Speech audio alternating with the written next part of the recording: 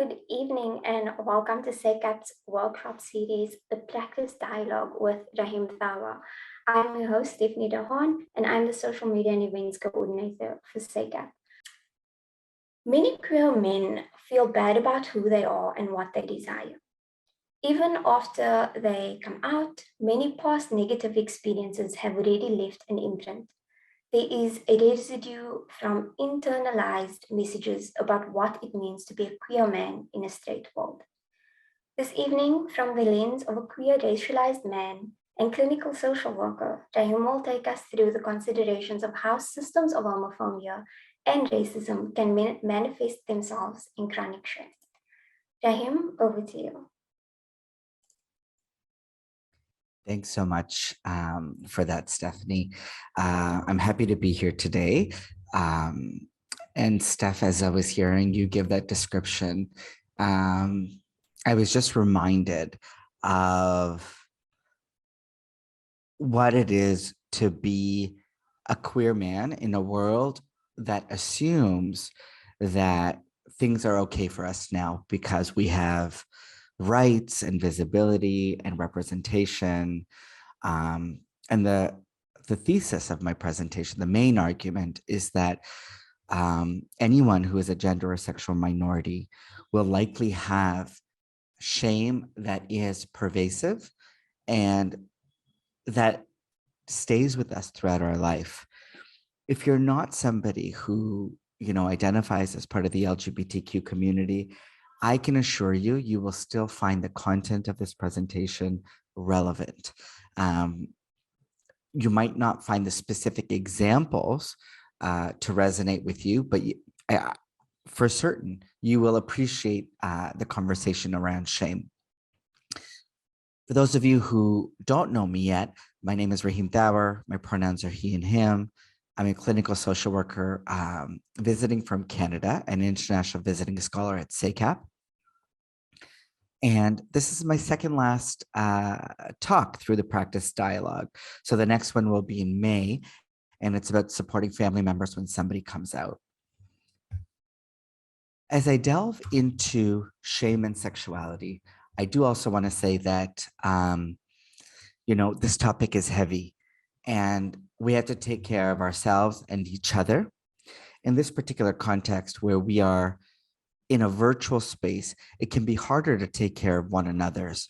But one of the ways we can do that is if somebody were to share something personal in the chat box, or they were to share a link or a resource, a personal story, an anecdote, or if they were to unmute and share something about themselves in the chat box, we have the opportunity to thank people for sharing and to really appreciate their contributions, or to say things like, sorry to hear what you experienced, you're not alone. Now, if it doesn't come to you naturally, don't force it. But I do want to say that, we do have to work a little bit harder in a virtual setting to take care of one another. As we talk about shame, we'll inevitably be talking about different kinds of trauma. And if you feel activated, if you feel really sad, overwhelmed, you're welcome to take breaks as you need it. If you need to leave midway through, you're welcome to do that and watch the rest later. We absolutely understand. So do what you need to do to take care of yourself. Now, we're going to begin with something that's kind of my favorite, and that is a survey. So I've used this platform called ahaslides.com. And to get onto this survey, all you have to do is use your phone, turn on the camera, and scan this QR code to get to the first page of the survey. I'd love for you to do that on your phone if possible. And if the QR code doesn't work for you, then you simply have to go to ahaslides.com/shame, and that link is presented for you in the chat box. This survey is pretty anonymous, and what's powerful about virtual surveys is that we can see what other people's experiences are in this virtual space without sharing our personal identities.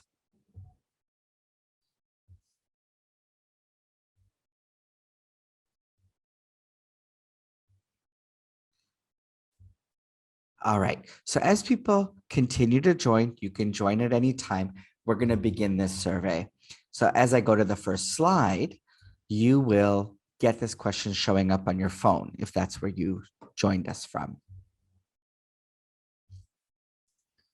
So the first statement is, I sometimes feel shy to participate in meetings or group discussions. You can agree or disagree.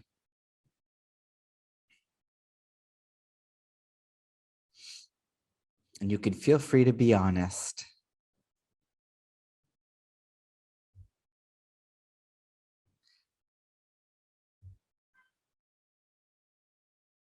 Okay.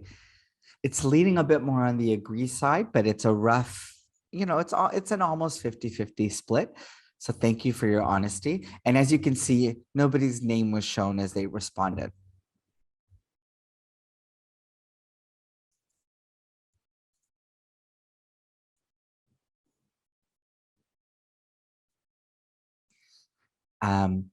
I noticed there's a couple of people who have left questions in the Q&A box. To join this meeting, you use your mobile phone, open a web browser, and go to ahaslides.com/shame, which is it's at the top of the screen that I'm sharing currently.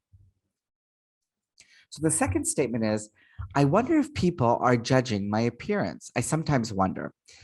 So 15 people say agree and only 2 or 3 disagree. So it seems like most people in this room worry about this or consider this at least some of the time.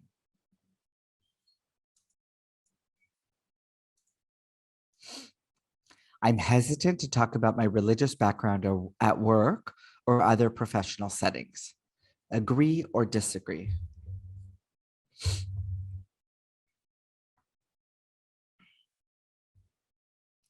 This is an interesting statement because there's some religious affiliations that are seen as being as part of a dominant culture. So for example, if you're Christian and you're celebrating Christmas, you might not feel shame talking about it.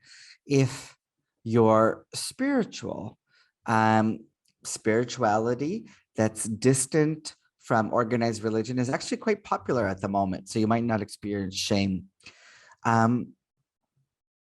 Some people, especially in South Africa, are not going to experience shame around being Muslim and celebrating Ramadan. It's a big part of the population. If you go to another part of the world, it's possible that someone could feel shame around talking about their religious beliefs because they might be seen as anti-intellectual or backwards or regressive, or they might even be afraid of Islamophobia, for example. So when we debrief this survey, I'll be curious to know what people were thinking when they said agree or what their perspectives are. At times, I wonder if my opinion will be attributed to my sexual orientation, gender, race, or country of origin.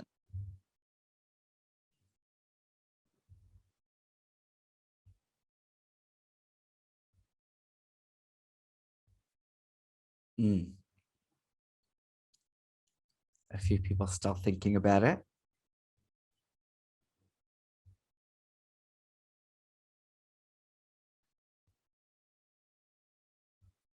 4 more people waiting for them to answer. So it's interesting. Most people think about this at least some of the time. So what that means is you likely identify with a group that experienced some kind of marginalization or stigmatization. And when you speak on behalf of that group or you share an opinion, you worry that people will think that you're overemphasizing your own interests, and it becomes difficult to talk about what you really think. You also might worry about group representation. That means you might worry that if you say the wrong thing, all women or all Black folks or all people from Zimbabwe, for example, are going to be misrepresented. I work harder at appearing quote unquote professional due to my sexual orientation, gender, race, or country of origin.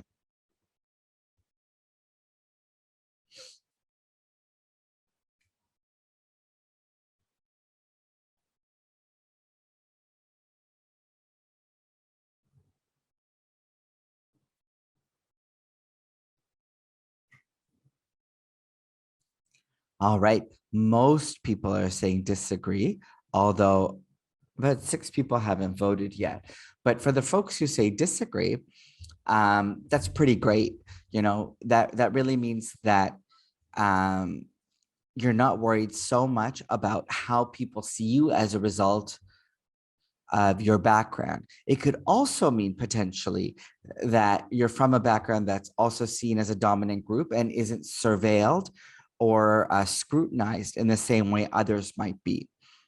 So, you know, in a North American context where I come from, often people who are racialized, and particularly people who are Indigenous or Black, have to worry about or are receiving messages about what it means to be professional. And the messages they get about what it means to be professional are antithetical or in opposition to some cultural values or cultural ways of being, whether that be the kinds of clothes they wear or the way that they present their hair. And so people who said agree may, like, some of that might resonate with them. All in all, I'm inclined to feel like I'm a success. Do you agree or disagree?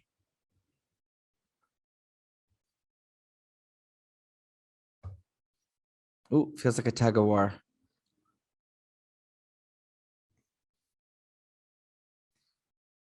So agree seems to be taking the cake here, and that's great to hear. But, you know, 6, 7 people is a mighty minority. And I just want to honor that, it's hard when we live in a world that's rife with competition to feel like we're a success.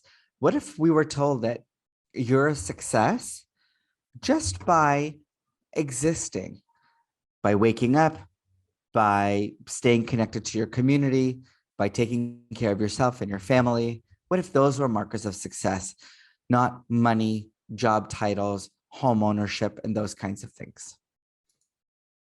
When I make a mistake, I scold myself and put myself down. Agree or disagree?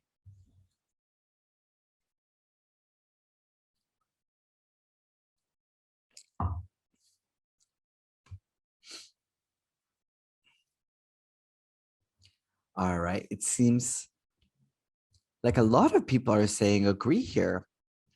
What this means is that um, there's a lot of people who probably have developed positive beliefs about self-criticism. So that means you've come to believe that if you're hard on yourself, it will lead you to be a better person, to perform better, to be well liked, and that there are benefits of criticizing yourself. So in that context, self-compassion becomes very difficult, and healing around your shame becomes very difficult. So if you do experience shame in any context, you might be likely to blame yourself for the experience. At times, I feel so exposed that I wish the earth would open up and swallow me. Would you agree or disagree?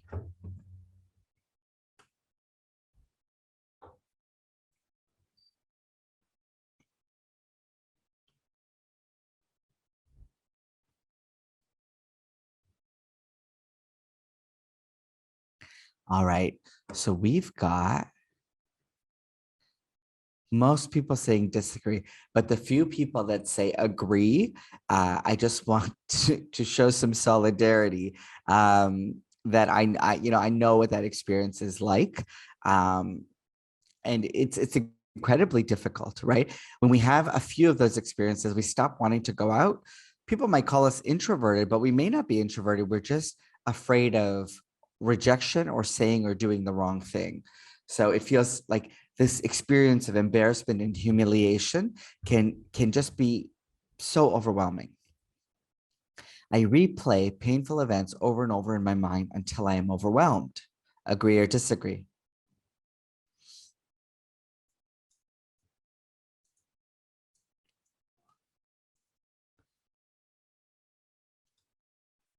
Okay, so we're seeing more people lean on the agree side. This is similar to, the example of scolding oneself. Uh, this is a hint of perfectionism and self-punishment, but it's a way of taking control over something that isn't necessarily your fault and trying to process it over and over again. And it's a difficult thing to contend with. And it might be an indication that you are, in fact, struggling with shame. Even when I'm seemingly included, I somehow feel left out. Would you agree or disagree?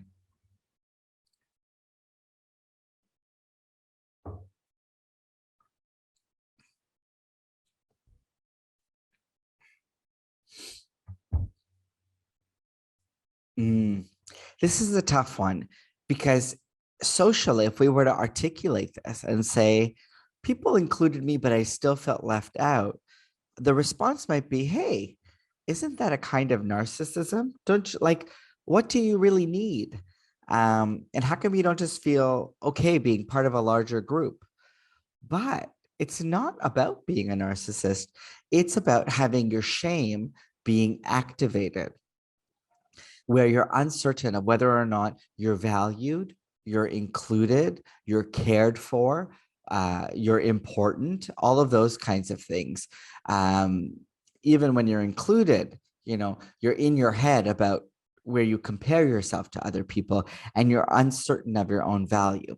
It's a difficult experience to have. When others talk about their successes, I somehow feel inadequate about my life. Agree or disagree?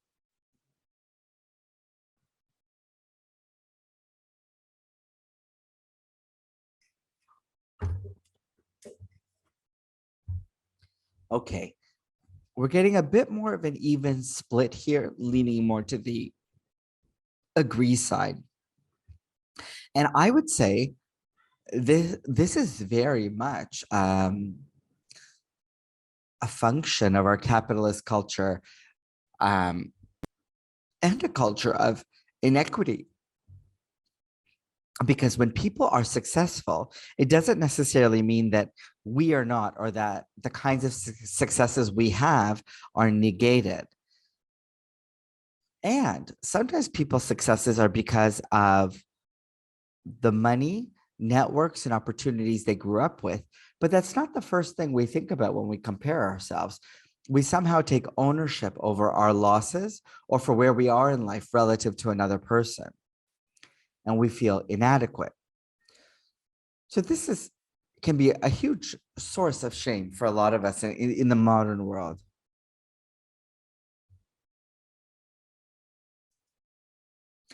I feel insecure or anxious about other people's opinions of me.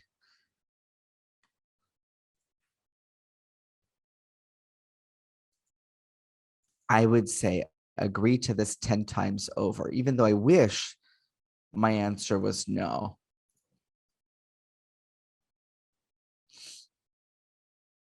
Okay, so we're leaning toward, somewhat of an even split. But, you know, I have to say there's a large number of people who are saying they agree. And I think that that's quite a normal experience, right? Not that we shouldn't care. I think the idea that we shouldn't care about what other people think of us is a bit of a fallacy, because what other people think of us on the whole does help shape a big part of our self-esteem and our self-concept. On the other hand, if we're always anxious about others' opinions, it can be hard to stand by a solid sense of self, because we might start to get very malleable to fit other people's expectations of us, and that's challenging. My family of origin supports me in the choices I make and the life I want to carve out for myself. Would you say agree or disagree?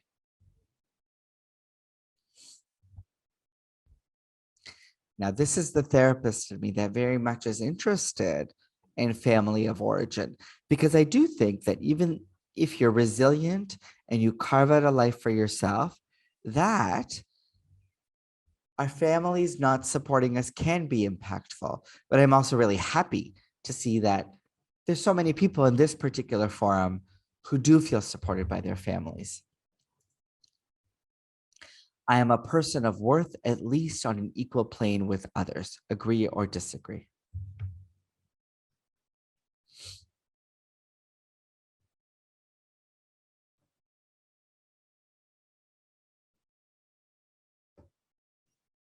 Okay. I'm glad to see most people agree with this statement. And with a small minority disagreeing, I just want to say in solidarity that that's not your fault. You know, when it's hard to see yourself as being equal to others, it's usually because there's been a history of and a series of experiences where you've been invalidated. And finally, I feel like I have much to be proud of. Would you agree or disagree?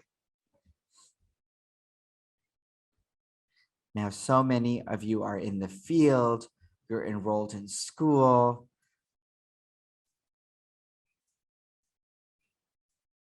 And so I'm happy to see most of you have much to be proud of.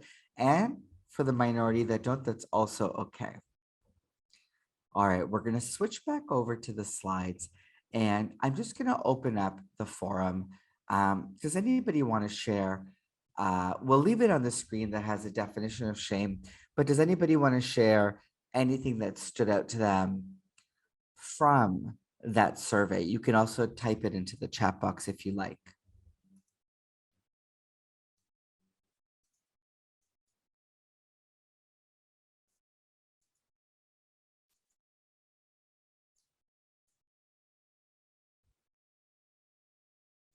Okay, I'm not saying anything right now. If throughout the presentation you want to jump in and share, feel free to. There's a Q&A box for questions in particular, and then the chat box for additional comments, links, resources, etc. So what is shame? I tried to allude to it.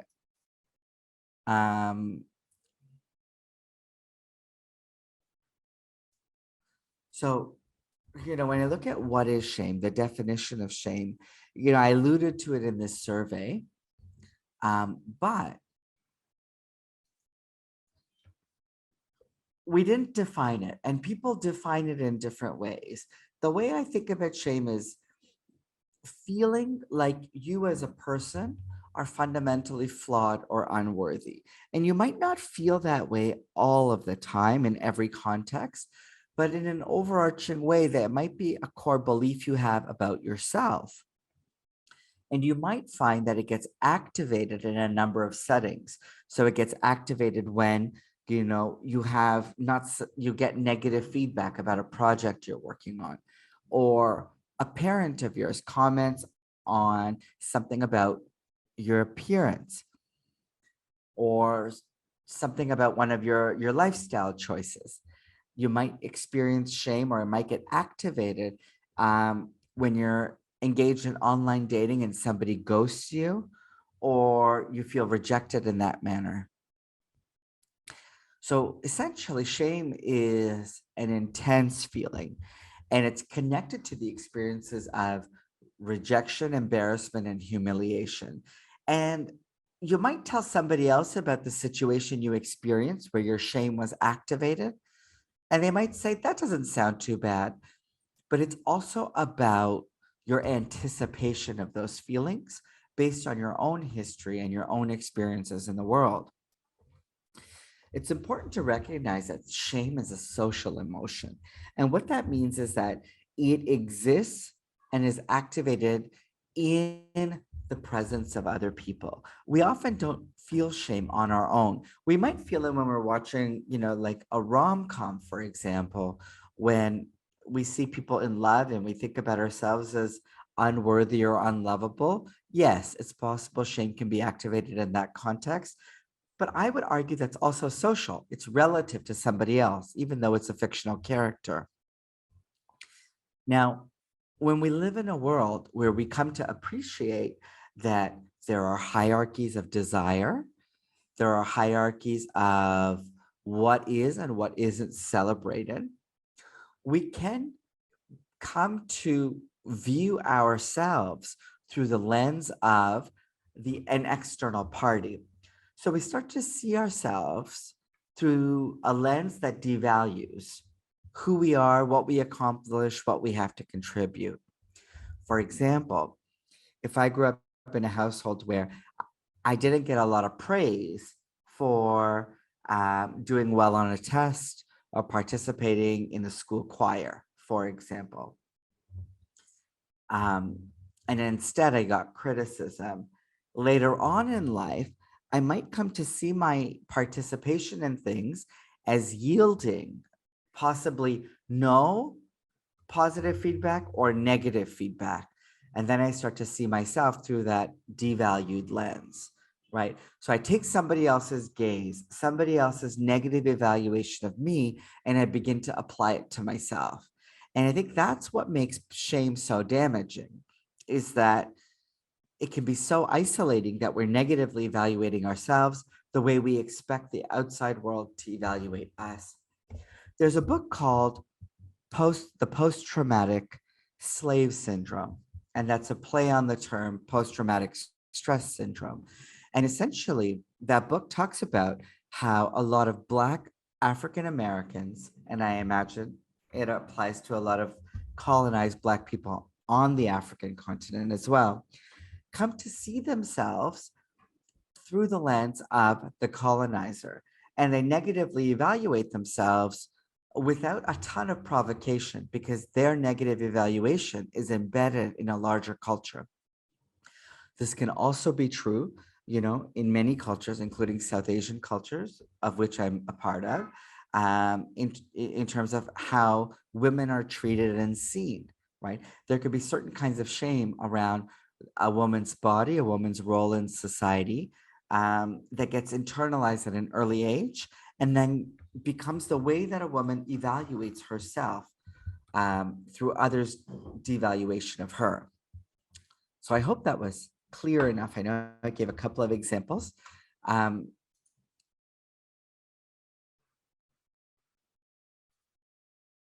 Now, shame can come in different proportions, right? Overall, if you look at the bottom left, shame is about an overall sense of inferiority. It's not like guilt, where I feel like I've done something wrong. It's like I am bad or I am unworthy. But shame can show up in smaller iterations, in smaller packages, if you will. You can feel self-conscious in the presence of others. You can feel embarrassed in the presence of others. You can feel discouraged when you feel shy. Sorry, when you've experienced a failure, you could feel shy. You could also experience stage fright, right? It's a kind of self-consciousness and shyness that's combined. So we can feel a number of these things in smaller packages, and those speak to the experience of shame. I would say, we often see, I really love this image of shyness here, because we often think about children when we meet them for the first time. If there's somebody else's child and they don't know us, they might hide behind a parent's leg, right? And they're a bit ashamed, they're shy, but they feel overwhelmed by the attention that they're experiencing because they don't know what to do with it. If they're put on the spot, it feels overwhelming and they're not sure how to respond. So these are the different iterations or the different ways shame can express itself. But what I want us to take away from this slide is that, you can experience shame almost on a continuum. It could be in small packages, small bits or bites, but also it can be experienced as an overarching sense of inferiority in a way that's all encompassing and quite devastating at times.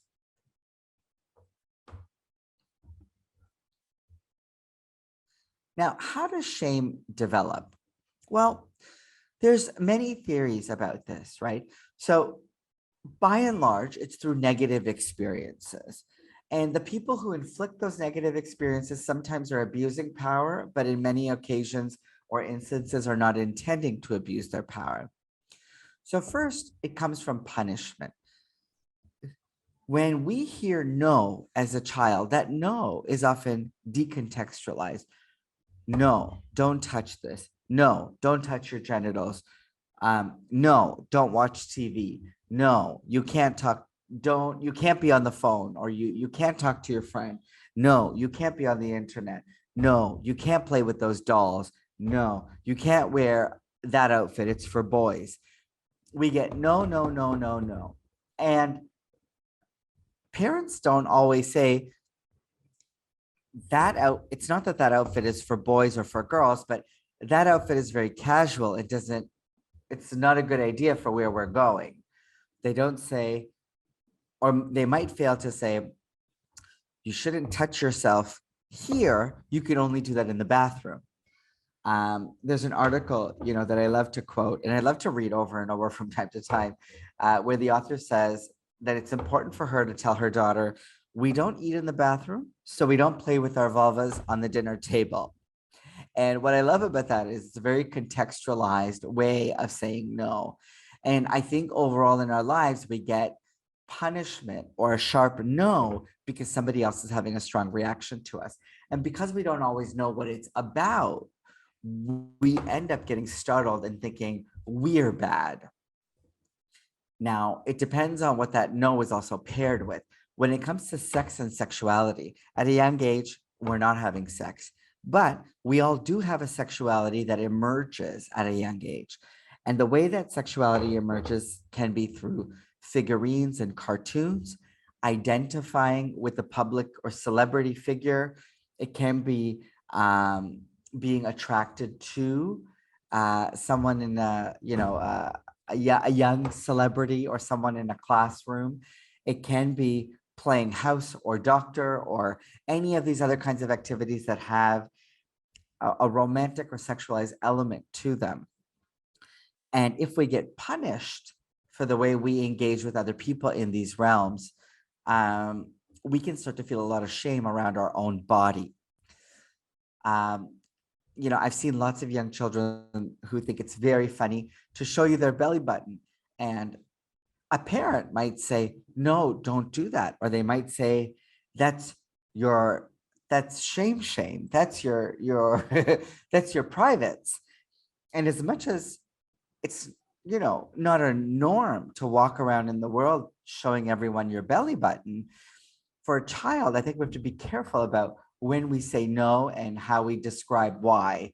Otherwise, they can associate the no with punishment and see their body as being gross or see their body as being a site of shame.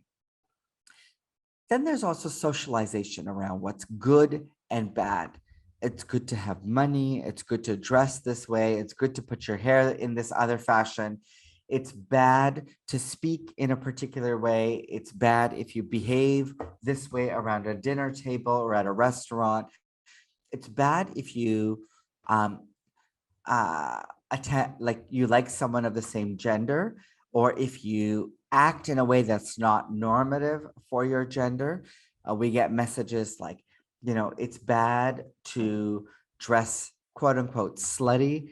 It's good if you're athletic. It's bad if you like to stay indoors or you're not interested in sports. We are all given messages about what's good and bad, and those things absolutely map out onto our experiences of gender, sexuality, class, disability, and sexual orientation. It maps out onto all of those things. So we learn very early on in our life about who we're supposed to be in the world.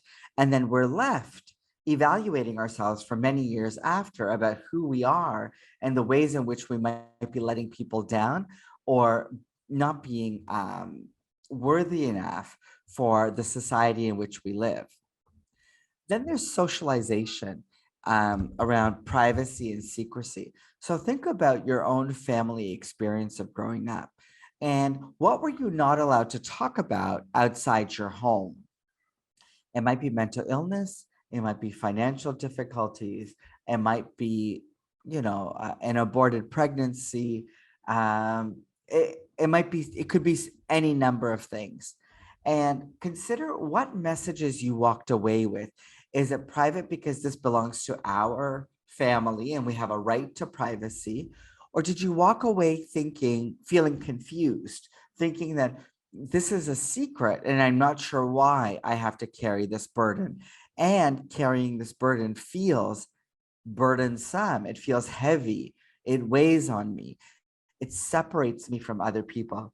It in fact makes me feel ashamed. It makes me feel like I'm not like other people and I have something to hide.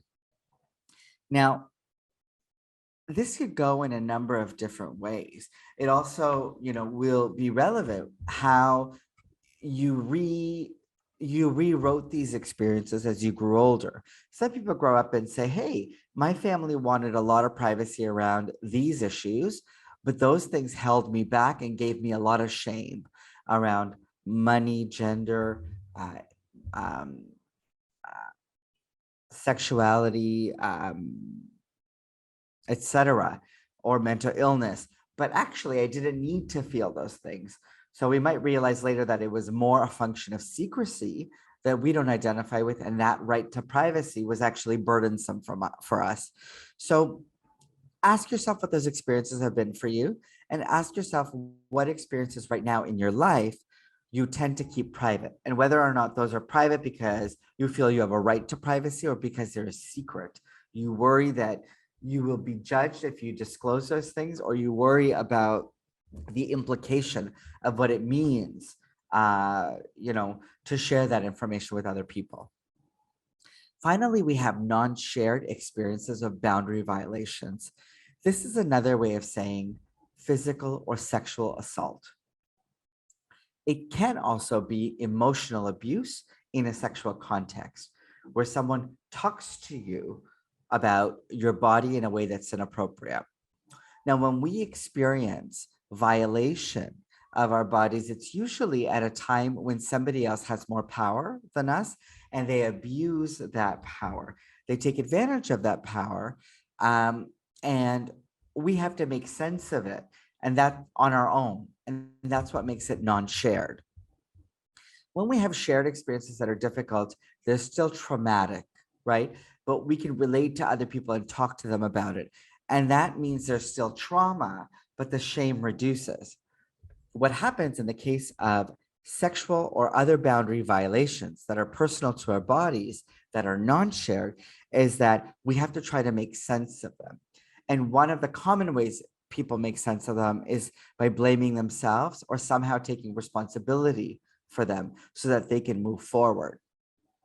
And this becomes very, very difficult, because if you feel like someone else's abuse of power is your fault, you carry that into your future sexual and romantic relationships. And that means it becomes difficult to assert your boundaries. Sexual communication, relationship communication can become very difficult. And it might be that you assume that things are your fault in the future when they are not.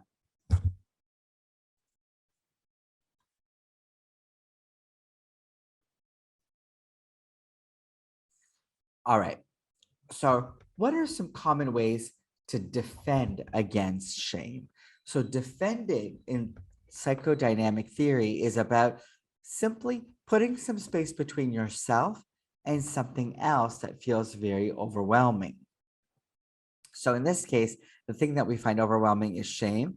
So, how do we deal with it psychologically? It might be conscious or subconscious, but we might punish or attack ourselves, right? I alluded to this just in the previous slide when I talked about self-blame. Why might we do this? Well, some people will suggest that when we blame ourselves or we take responsibility, right? And that was a lot of us in this room who said that we scold ourselves or we replay something over and over in our mind. It's because we might have an attachment to control. So if we think we can take control over the negative situation and experience, we can then endeavor to prevent this from happening again. So one of the defenses against shame is to punish or attack ourselves, take responsibility. We might punish or attack others. So we get angry with them, we blame other people. We might also withdraw, which is akin to what people might call anxiety or depression or isolation. And then we might engage in shame avoidance strategies to occupy ourselves. And I'll talk a bit more about what that looks like a little bit later on. Now, before we go to our next slide, we do have a couple of questions in the Q&A box, which I'm going to attend to now. So one of the questions is, do you find exploring sexuality has evolved over time with increased awareness, or has it not changed? As a mother of a 9-year-old who identifies as male, I'm interested. Okay, so I think sexuality has evolved over time, and there's increased awareness, but there's increased awareness around sexual health and sexual and gender diversity. But that doesn't necessarily mean that our dominant culture doesn't give people negative messages for who they're attracted to, or what their gender identity might be. So if you have a fluid gender identity, there's still a lot of stigma around that.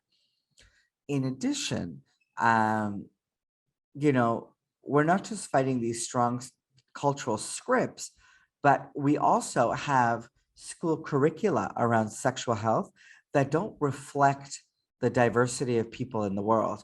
And for the most part, they don't talk about sex and sexuality as being a function of pleasure or being part of a puzzle of pleasure. For the most part, they're talked about in the context of reproduction, which is very limiting. And so if you talk about it in terms of reproduction and sexually transmitted infections, there isn't an opportunity for people to learn about pleasure and sex and sexuality that goes beyond penis and vagina penetration. And so that excludes many people around their sexual experiences, but also for cisgender and straight people, it reinforces the idea that their sexuality and their sexual organs are just designed for reproduction. And so by default, they experience shame or stigma when they want to engage in sex for reasons of pleasure. And so this is a tough one. This is something that is still changing. If you watch the show Sex Education on Netflix, there's a really good depiction of where we want our communities to be. But by and large, we're not quite there. And as parents, we have to think about how open were our families intergenerationally talking about sex, sexuality, the purpose of sex, and the role of pleasure, and how comfortable are we talking about a range of issues, including sexual pleasure, sexual health, and sexual identity, right? And when we can challenge ourselves and think about where we're at, we can begin to think about where we need to be in the kinds of conversations we need to have. And another person asks, isn't it dangerous to give nicknames to genitals, especially in therapy? You are absolutely right. So I think I would apologize if that's what I suggested at all, or if that's what I said. When I said earlier, I used the word vulvas, so that's not a euphemism, right? That's direct language. I think clear language is very important and actually should be part of public education curriculum as young as age 2, like grade 2, 3, and 4, because if we give young people just basic language around their own anatomy, then they are more likely to be able to report if they've been touched inappropriately, right? It's hard to communicate that something's been done that's wrong if we don't have the language for it. So thank you for clarifying that. All right, so I talked about the defenses of shame, and going to the next slide. Oh, yeah. Sorry, there is one more question in the chat box that says, oh, sure. No problem. It says, do you agree that students identifying with different genders feel safer in the international school system rather than in their own families? I'm guessing when you say different genders, you're talking about people who are gender non-binary or transgender. And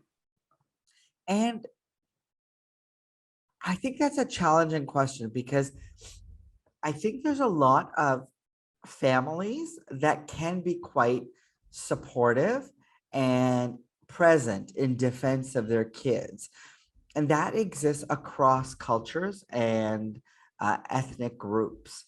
Sometimes I'm cautious about our assumption that like a private school or an international school or a space that's maybe more white dominated might be more accepting than a family. Like that can be the case sometimes, but often, I find that that's a function of economic class. It's what access to resources and information do people have. I also find that even in more traditional communities, there are some people that are reclaiming their cultural traditions pre-colonization, and they're able to recognize that sexuality and gender fluidity was a big part of their cultures. So I think it's a complex question. So I can't say that I agree or disagree, but it is true that there are going to be some environments where people who are part of a gender minority, non-binary or transgender, might flourish. And whereas in other contexts, they might be stifled or experience a lot of shame, right? That's true that could happen. Sorry, it couldn't be as clear cut, but hopefully that answers your question. All right, Steph, take me to the next slide. Now, I want to talk a bit about queer guys. I know not everybody in this room is going to be a queer guy, or not all of your clients are queer guys, but I am a gay and queer guy, and I work with a lot of queer and gay guys. And so I thought I'd provide a few examples of what the sources of shame might be for this population. And you might think about how it relates to you or your clients or your family, right? So my intention here is just to delve a little bit deeper. For a lot of gay men, in their 20s, 30s, and 40s, they can recall being scolded for playing with girls' toys as children, or having a father that was very disappointed in them. And when their father was disappointed in them, people have described to be awful and nasty things that their fathers have said to them. And that leaves a huge imprint of shame. When kids try to challenge gender roles at a young age, often they're stigmatized, right? So if you are taking dance as a boy, or you're wanting to play soccer or football as a girl, even if your parents are supportive, there's other kids on the playground that have something to say. And then there's a kind of architectural segregation. There's, when you go to spaces in school that are segregated by gender, so it could be your phys ed class, just the bathrooms, the locker rooms, the health classes. These segregated spaces can leave so many people who don't conform to gender norms feeling ashamed because they feel like they don't fit in, or like they're deficient in some way. And that is, in fact, such a challenging experience to have. When you complete school assignments, or you read novels that are assigned to you in school, or you watch films with your friends, there's a heteronormativity, meaning there's a dominant heterosexual culture that gets represented that reminds you that you might not have the same life experience as the people that you see represented in these artifacts of culture. And so while that's changing for a lot of us, the imprint of not having those facets, or sorry, those articles of representation at a young age has a huge impact on us. The emphasis on playing sports, or quote unquote being a man, the number of people that I've talked to who said, when I cried, my uncle or my father said, boys don't cry, or man up, or men don't cry, has rang at the back of their mind for decades and made them feel so inadequate in moments when they were suffering, right? So every time they had an emotional experience and they cried in their lives, they were reminded of a father's voice that said, you don't cry if you're a man, sorry. And then there are these really complicated experiences where gay men, who not always, but often don't fit gender norms, are participating in toxic masculinity. So that means that they're dating just to impress their friends, or when they get into conflict with other men or other boys, they use homophobic language. excuse me, or if not homophobic, then sexist or misogynist language to describe other people. And why do they participate in the world in that way? Because they experience a lot of shame and they want an experience of power so they can be like other people. When you anticipate the rejection around sexuality, and in particular here, I'm thinking about the anticipation of fear around coming out and what will happen in your religious community, in your family of origin, that anticipation of rejection does a number on your psyche. It makes you often think about who you should be and that you should try to change, that you should try to be a different person. I've heard people also talking about, worries that they would have to, go through some kind of conversion therapy or change efforts. And in fact, people also talking about going through some of those experiences and what the impact has been, because they go through these traumatizing experiences of being told by people who are quote unquote professionals that they have to change, and they can change through prayer and regimented practices. And when they're not able to, they feel additionally like a failure. There's also the fear of homophobic violence.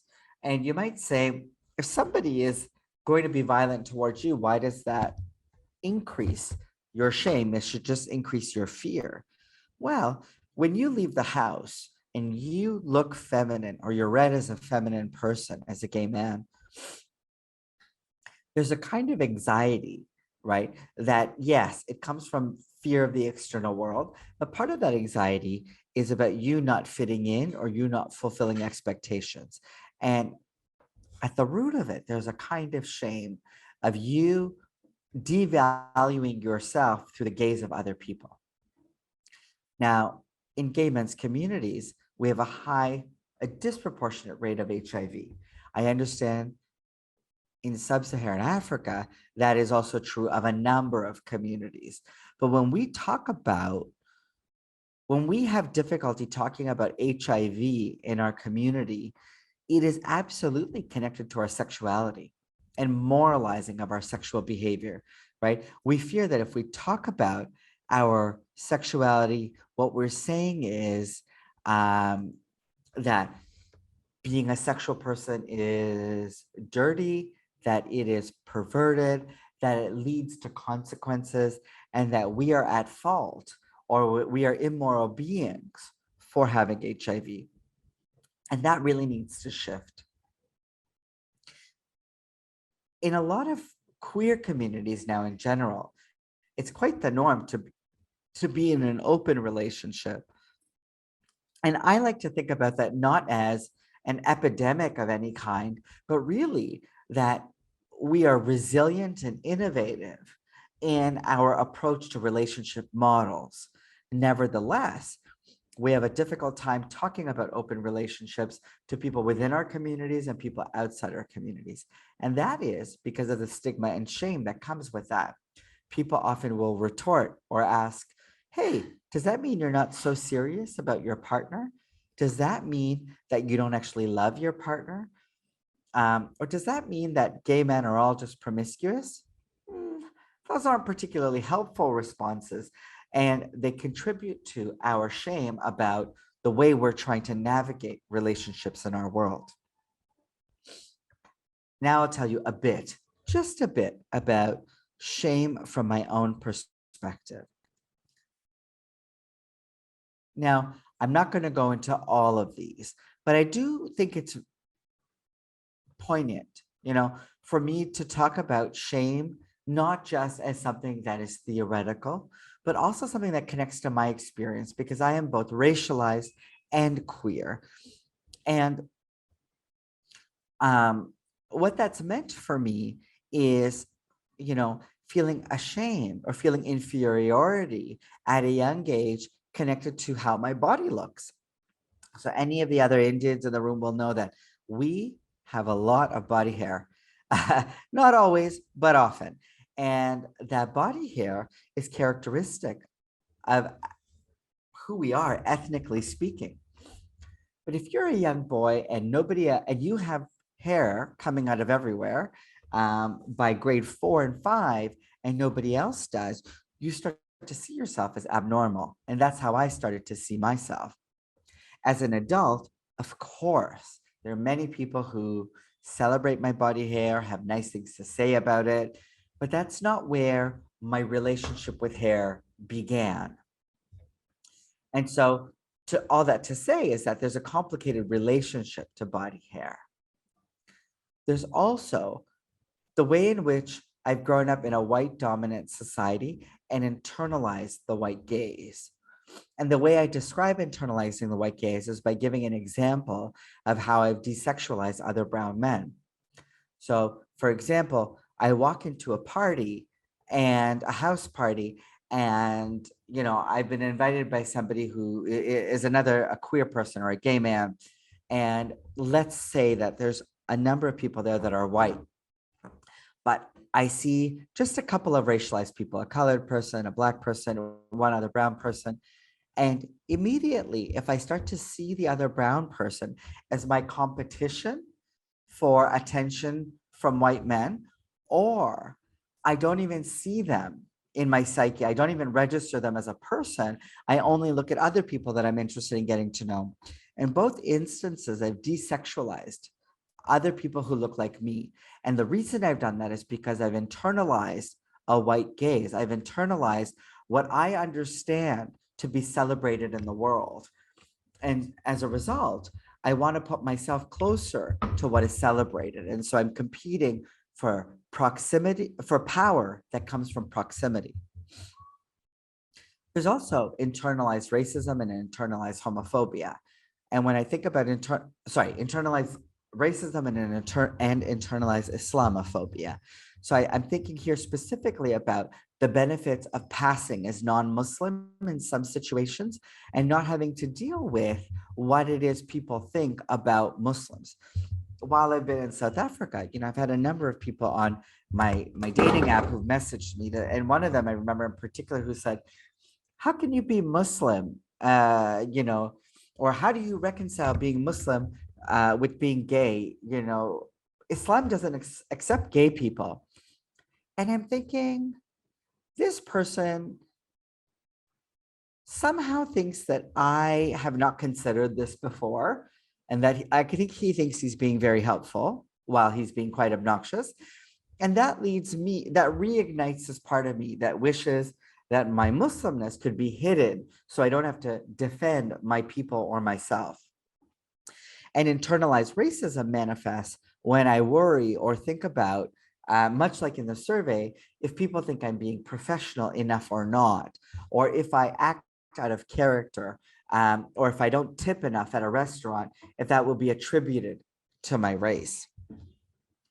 On another level, as much as I do work in the therapeutic sphere that is about sex and sexuality, I might also struggle with talking about sexual pleasure or struggle with talking about participating in sexual communication.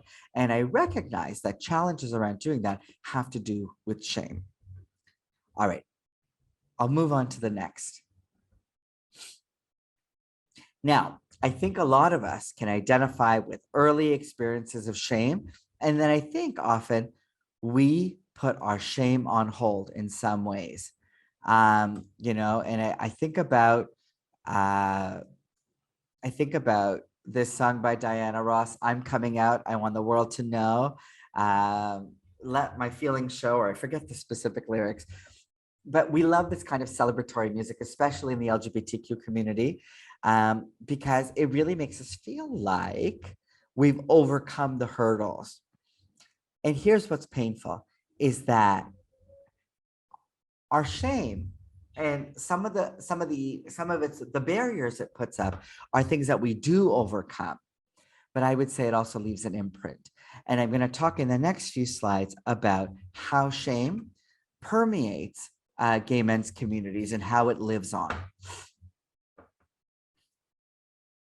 So now we're in the second part of this presentation, and we're not going to go right till 8. So there's going to be lots of time for questions and comments. I would say, so my argument here is that in gay men's communities, the imprint of shame interferes with how we experience desire and pleasure. It shapes our motivation for partner seeking, and it reinforces HIV stigma. I'm going to demonstrate this through 3 case scenarios. All right. So first, I'm going to talk about Lucas. Lucas is 36-year-old and colored. He came out to his friends and family over a few years in his 20s. His primary caregiver was his aunt, and it was important for him to come out to her. When he did, she became withdrawn for a period of time. But then she eventually was very supportive of him.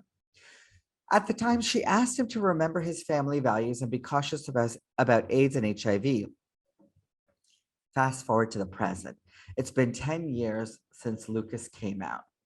He struggles with how people perceive him in a predominantly straight workplace. Both dating and sex are largely on his mind, but are considered either too much work or dissatisfying. He uses crystal meth occasionally to have fun, let loose, and have great sex. So I want you to think for a minute about this scenario. Think about this scenario and think about what it is you would want to ask Lucas. What are some questions you might have for him? And as you think about that, as you let that brew, I will share some of my own questions for Lucas. All right, let's put them up there. So my first question for Lucas would be, what was the impact of having to hide your sexuality? So it's fine that you let it out eventually, and it's fine that your aunt accepted you, but what was the impact? What was it like at that time when you had to hide your sexuality?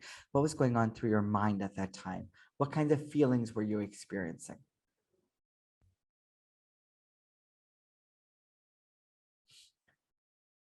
What message did your aunt's initial withdrawal send you? So you're taking a person back to that time, that initial withdrawal. What sense did you make of it? How did you feel? How did you feel about yourself?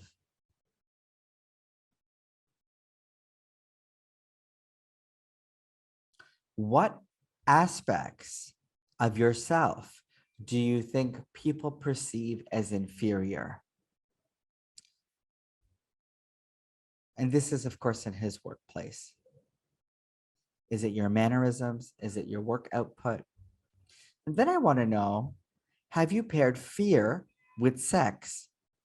I asked this because he says dating and sex are largely on his mind, but he considers them too much work or dissatisfying. To me, that sounds like the whole experience might be laden with anxiety and fear.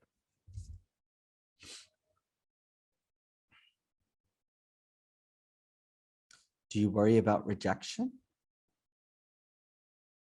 I'm thinking about that because of the experience with his aunt. I'm thinking about that because of his experiences at work. I'm thinking about that because is that part of the function of him using substances? Another question would be, when did you first anticipate rejection? Right now, I'm thinking about before you told anybody, before you told yourself. And how did your behavior change since that moment? Often when we first anticipate rejection, we start to modify our behavior to focus on achievement, to focus on extracurricular activities. Maybe we get withdrawn. A number of things can happen. And finally, who do you get to be and what kinds of sex do you get to have when you use meth? So people know from my last workshop on creativity and harm reduction that substance use is incredibly complicated. And it's important for us to recognize or consider what the function of the substance is for somebody in their life. All right. If you have questions about Lucas, feel free to put them in the chat box, but we'll go on to the next person. So the next case is of Rohit. He's 25 and Indian. And here I'm demonstrating how shame interferes with partner seeking. So Rohit grew up in a family and community that celebrated big when people got married and had children. And he's known he's not straight for a while, but it's difficult because he's always wanted a traditional wedding and family. He worries that his family and extended relatives will think, he worries about what they will think if they ever find out about his sexuality. And he's got an online profile that says he's interested in meeting guys. But there are some things hidden in the profile. He says that he wants somebody who has it together or somebody that quote unquote takes care of themselves. He puts that in his profile and he hopes to come out to his family once he's in a relationship. Now, he also experiences a lot of rejection from gay men online, but maintains his confidence while trying to meet quote unquote mass guys who take care of themselves. So there's a lot of packed in here. And if you work with gay men, if you're a queer person, some of these things will stand out to you. But I want to ask you some questions about the ways in which he seeks partners and how shame might show up for him.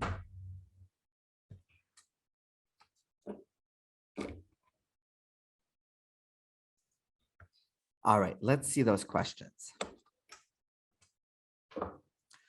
What is it like, Rohit, to go to wedding after wedding, knowing you may never have a celebration that looks quite like the ones you attend? People will often say, oh, gay people can get married. Nah, that's not the point. I think the point is that it might not look the same. You might not be celebrated the same way. You might have to fight for acceptance. You might not feel recognized in your family. Your partner might not want a big wedding. Your partner's family might not want to participate in a wedding. So that's the challenge.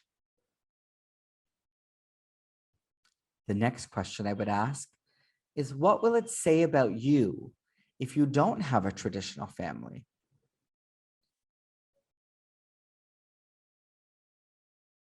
And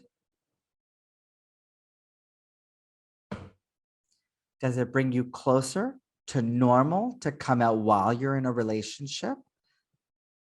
Right? It's okay to come out later in life. There's nothing wrong with that. But I do wonder if Rohit is using a relationship as a way to gain acceptance. He wants to control how people see him. I might also ask, how does the anticipation of rejection from family and other gay men impact your daily life? And it's not just the anticipation. He gets a lot of rejection from gay men online. So if you have to deal with that every day or every week, how does that factor into your daily experience? And how do you compensate for being different? Is there room for self-compassion in your life?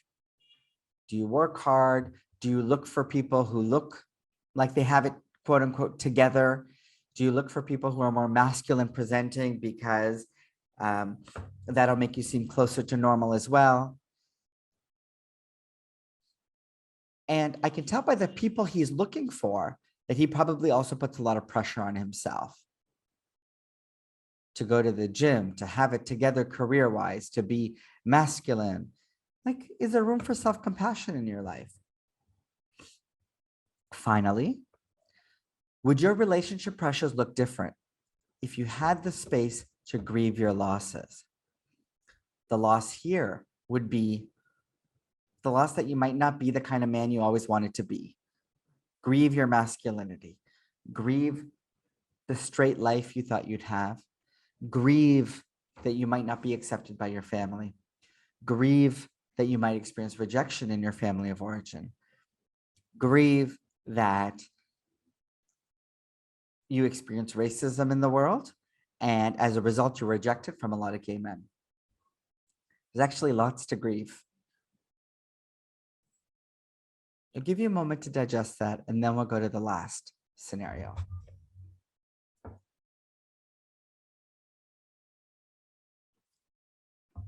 Okay. Finally, Gavin. He's 42 and he's Asian. He's a gay man who had a tough time growing up. Gavin was relentlessly bullied for the lunches his family packed and for being feminine. His quote unquote deficits were highlighted when he had to participate in phys ed classes and when he didn't get into his first university of choice. Gavin's parents know he's gay and they have a positive relationship with his long-term partner of 15 years, but it's not talked about much. Gavin and his partner are in an implied open relationship, which they don't talk about. When he's online and he's looking to meet other guys, he asks them their HIV status multiple times before meeting them. He believes he will have to end his life if he ever becomes HIV positive. Now, for folks who don't know, that's a difficult thing to carry, and it's really disproportionate to the kind of worry he needs to have given the state of HIV prevention and treatment today. So here are the questions I would have for Gavin. Did you ever have friends or allies throughout your school years? What kinds of supportive things did they say or do? I'm really thinking here about what he needs to remember or recall about his alliances and his support. Then, what messages did you internalize about yourself as an Asian person? And, I don't know exactly what it was like here in South Africa, but in that peak of the COVID-19 pandemic, there was a lot of anti-Asian sentiment.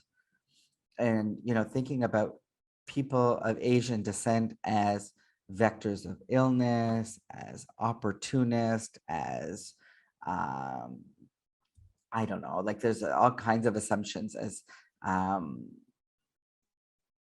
some people have really awful ideas about East Asian cuisine or about Asian people being passive. There's all kinds of stereotypes that come into play. And so I am genuinely curious about what Gavin internalized about who he is and the group he belongs to. Then I would ask, how do you feel about being a femme gay man today? And that has a racial component. If East Asian men are stereotyped as being passive and gay men are stereotyped as being feminine, what does it mean to be both of those things? I mean, I think those things are fabulous, but in the larger world, they might not be celebrated. So how does he feel about being both of those things?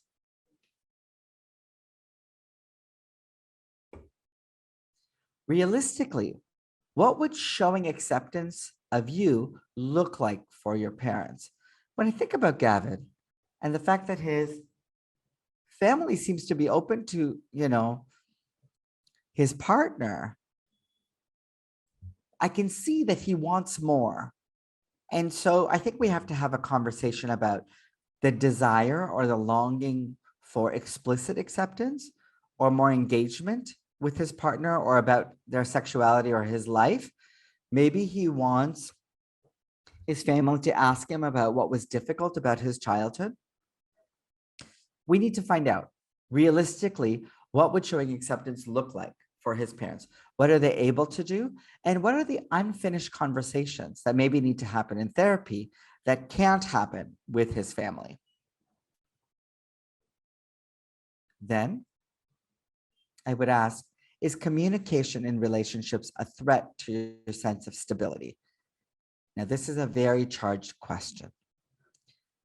Because he's in an implied open relationship, that means that there's certain rules that he and his partner haven't talked about, and that can absolutely be okay. Some people don't want to talk about all the nitty and gritty, but I also wonder if there's shame around the open relationship, or if talking about desire discrepancy, what the other person is doing or what they're looking for, if it activates the sense of or fear of abandonment or loss. So if we talk about the openness, does that mean that we're going to have conflict in our relationship. Doesn't mean that you're going to leave me.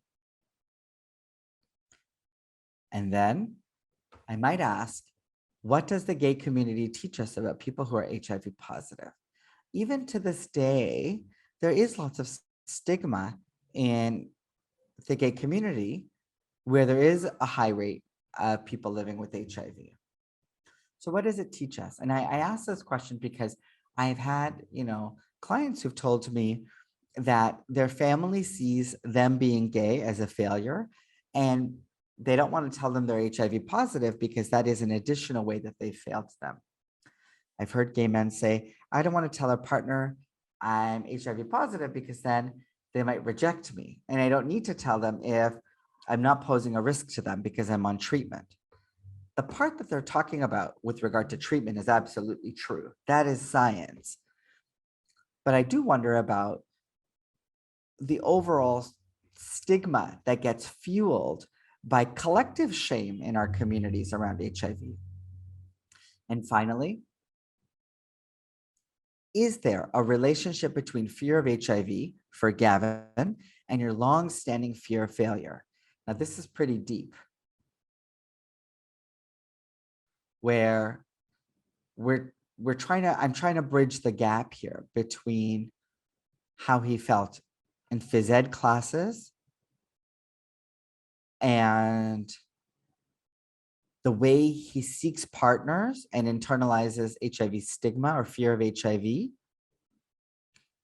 in his partner seeking. All right, the last few slides. Now, you may have seen this come out in the scenarios, but if it wasn't clear, here are some of the ways people enact defenses against shame. And by people, specifically gay men. So they might experience HIV or STI anxiety when there's actually low or no risk. That's an example of punishing oneself.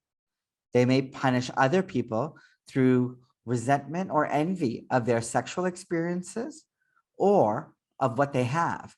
You'll recall in our survey when I asked, about us feeling inadequate when other people talk about their successes.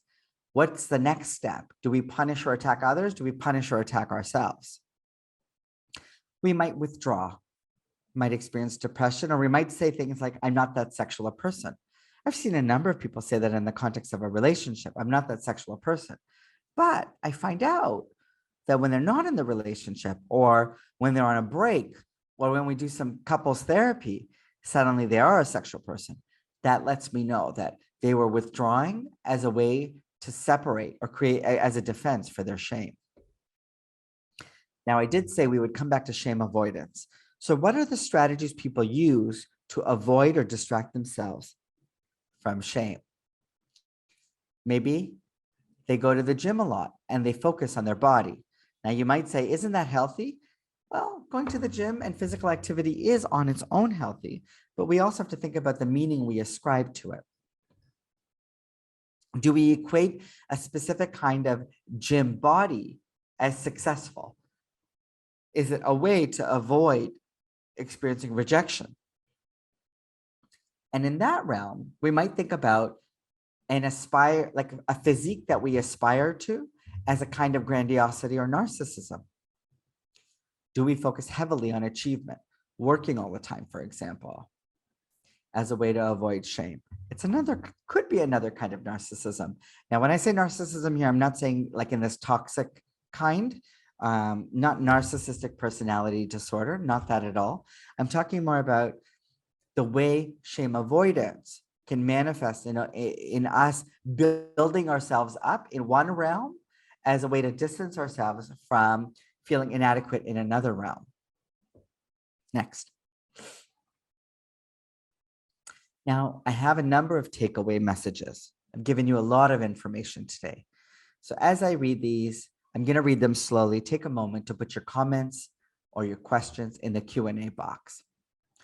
My takeaway messages for today are that we encounter shame in a number of social experiences, particularly around sexuality and sexual identity. We seemingly undo shame. We come out, we form relationships, we have sexual experiences, We claim and reclaim our autonomy. But I would argue that shame leaves an imprint and its residue stays with us. We try to protect ourselves against shame. But the ways we do this aren't always helpful for us or our communities, right? Depending on what those defenses look like. Shame is painful, but it's important to talk about. In particular, we need self-compassion and authentic engagement with our feelings that are connected to shame. And those feelings can be loneliness, shyness, embarrassment, self-consciousness, and overarching inferiority.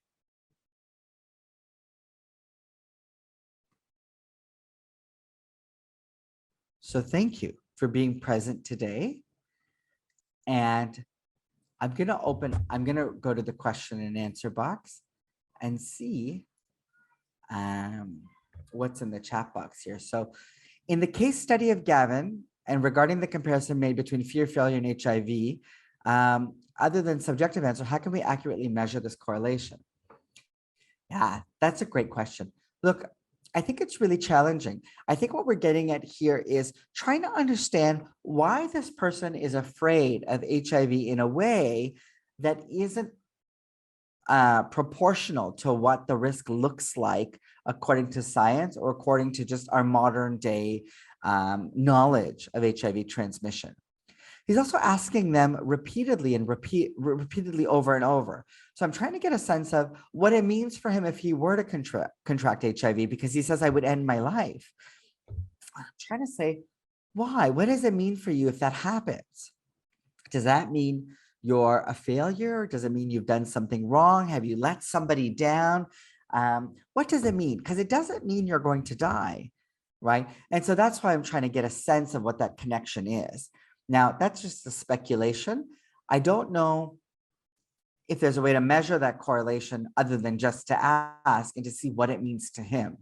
And for those of you that are social workers or psychologists or registered counselors, that's the beauty of the clinical work, is we get to figure out what does it mean for people individually. All right, there's another lovely question about backtracking on the slide where I elaborate on internalization. So this question I think is about what does it mean to internalize shame? Is that right? If you could unmute yourself and just clarify for me. So I wanted to ask you about, what does internalization look like to you? So if a client comes into your practice and they walk into the door,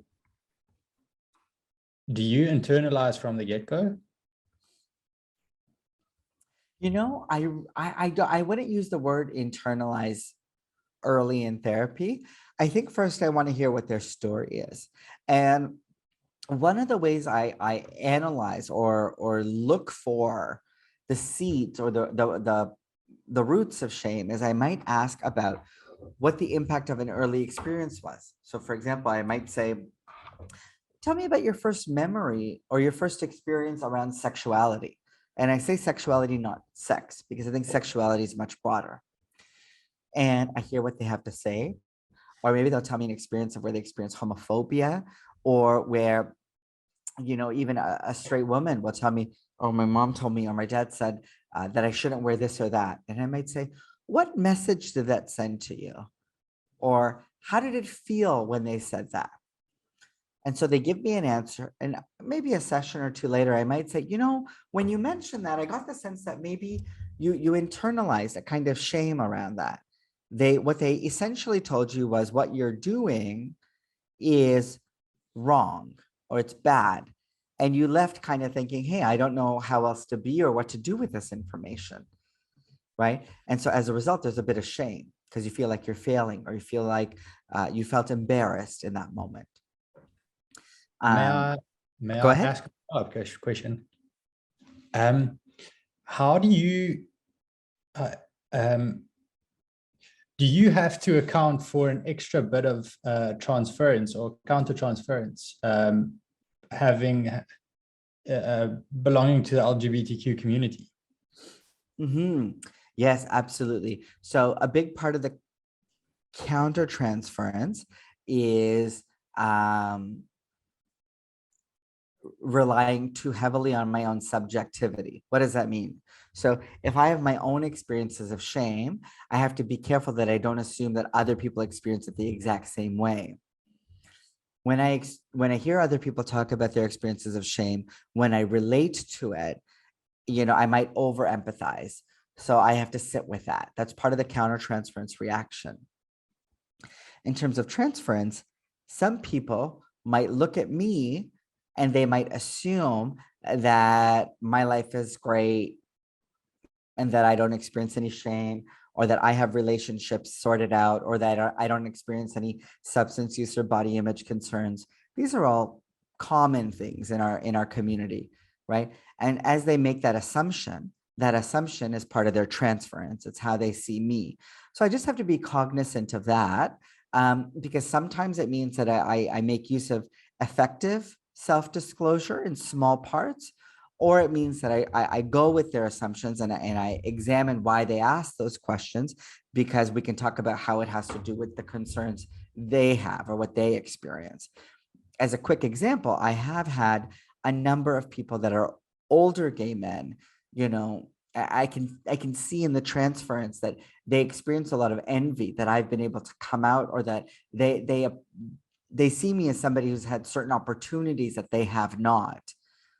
And so when I notice that come through in the form of resentment or kind of sharpness, like, you don't know what it's been like for me. And they might say, you're probably right. I don't. Tell me a bit about that, because it sounds like those were difficult experiences and they were painful, right? So I don't want to make it a competition of who's had more pain, but I want to take the assumptions they have of me, which show up in the transference, and turn it into a series of questions so we can explore their pain and their shame. Hopefully that answers that for you.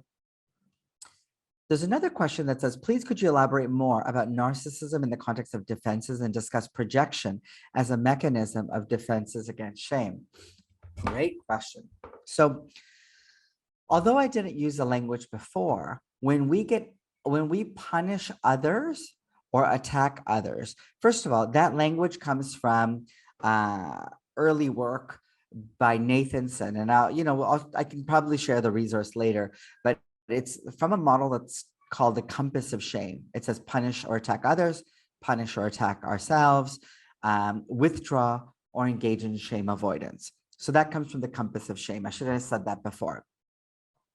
Now, when we talk about attacking or punishing others, that is in effect, that defense is called projection, right? Because what we're doing is we're seeing something about somebody else or about a situation that activates our shame. And because it's difficult for us to tolerate, we get angry with somebody else. So that displaced anger is about projection. Narcissism or grandiosity is a kind of shame avoidance, right? Because if I work too hard and become a workaholic, few people would call that narcissism, but it is still a kind of shame avoidance. So I mentioned narcissism because in gay men's culture, there is a heavy focus on physicality, and there is a centrality of a gym culture. And so this focus on particular bodies can be about looking good on the outside as a way to hide something else that doesn't feel so good on the inside. So we might assume that, that if we cope with shame by going to the gym 6 times a week, somehow that will make us feel better about ourselves. And sometimes that's true and sometimes that's not. I've had a number of clients who have said, I'm going to go to the gym, I'm going to go on a diet, I'm going to do this, I'm going to do that. And I'll say, what do you hope to gain when you do that? What is your end goal? And often they'll say, well, I hope people will like me, right? So they're wanting to be closer to other people. And often that is not what happens when you go to the gym.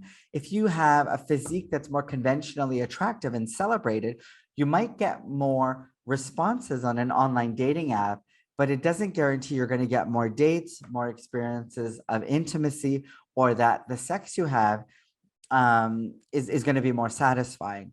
So it leaves it at a surface level, and that's what makes it only a narcissistic endeavor.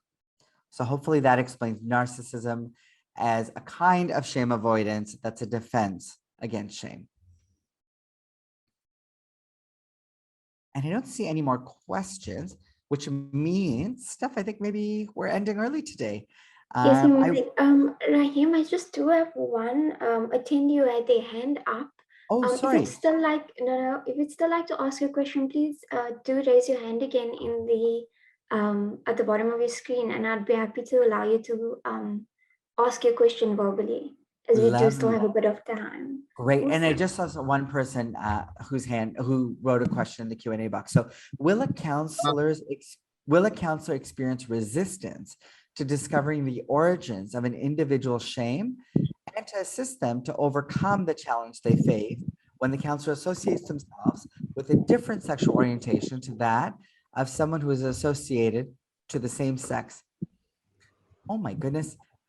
Could you help clarify this by just so I'm just trying to, sorry, yeah, hi. So I'm just trying to see, so if I'm the counselor and a client that will approach, and he or she is then classifies themselves in a different fluid gender, or whether they are attracted to the opposite same sex as well, will there be a sense of resistance that can be encountered due to my sexual orientation, or would they feel threatened by that? How could one overcome such a challenge to make them feel comfortable and to show them that you are respectful of their own decisions?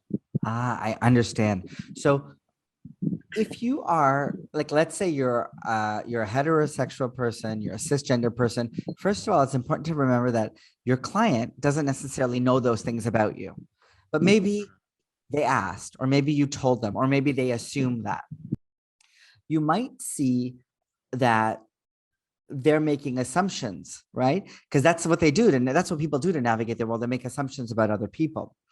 And so to the other persons, who spoke earlier, they talked about transference. So they might assume that you don't understand their experience. And so you could tell them, I might not understand exactly where you're coming from, but I'm an expert in emotional health. So if we talk about shame, I can appreciate what the sources of that might be for you, even though your sources of shame are going to be different than the next person's. However, I might also ask, there's an opportunity here. If you're of a sexual, if you're of not of a sexual or gender minority, you might say, I come from a dominant group. So I'm curious to know, what is it like for you to talk about your shame around sexuality and gender in my presence? Do you feel envious? Do you feel do you feel uncomfortable? Do you worry that I'll judge you? Let's get a sense of how they see you and what their assumptions are, right? Because what they've been taught in the world is maybe that people like you might reject them. So you can examine with them what their assumptions are, and then tell them what you were really thinking. You might say, actually, I was thinking about how brave you are. I was thinking about how difficult that experience might be. Or as a man in the world, I know what the culture is like when men get together. You're able to really rebut in a way that's affirming. So hopefully that's helpful. Thank you. Thanks so much, Rahim. I think that is the last question we have at this moment. But yes, if you maybe got a last minute question, or you just want to follow up, please feel free to leave your email address in the chat box or the Q&A box with your question, and our team will definitely get back to you. In the chat box at this moment, I will leave the links to follow Rahim, as well as to receive this presentation or to have a look at this presentation in essay form. A reminder that we will make this recording available to you by next week. You can also follow us on SACAP social media channels for the update and dates and any further information on the next session. Rahim, I just want to say thank you so much once again. It's always a pleasure to be on a session with you and the wealth of information that you share with us. Yeah, we look forward to the next one. Thank you all once again for joining us this evening, and have a wonderful evening further.